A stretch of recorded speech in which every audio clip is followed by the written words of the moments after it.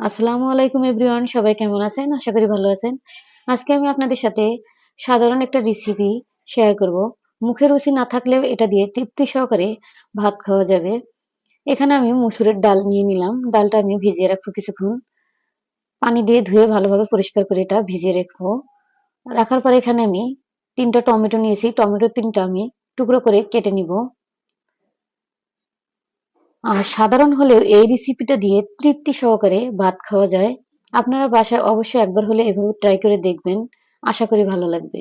এখানে আমি ১ কাপ আলু কুচানো দিয়ে দিলাম ভিজিয়ে রাখা মসুরের ডাল। এখন দিয়ে দিলাম টমেটো, পেঁয়াজ কুচি, কাঁচামরিচ ফালি, রসুন কুচি, আদা বাটা, লবণ স্বাদমতো, জিরা গুঁড়ো, লাল মরিচের গুঁড়ো, হলুদ গুঁড়ো, ভাজা জিরা গুঁড়ো, গোলমরিচ, তেল দিয়ে ভালোভাবে এটা হাত দিয়ে আমি মাখিয়ে নিব।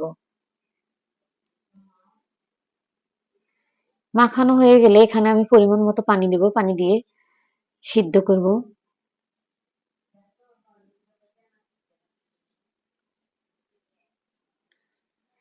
ডালটা এখানে বলক উঠে গেছে। এখানে আমি একটু নেড়েচেড়ে দিব।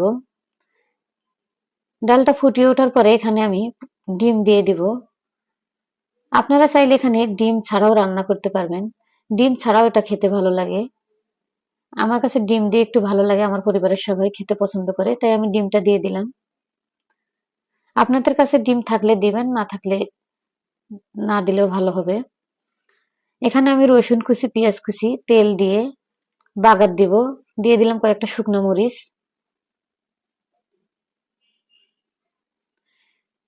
এইভাবে বাগার দিলে এটা খেতে অনেক ভালো লাগে আর এটা একটা সুঘ্রাণ আসে। এটা বাগার দেওয়ার পরে আমি কিছুক্ষণ আবারও রান্না করে নিব।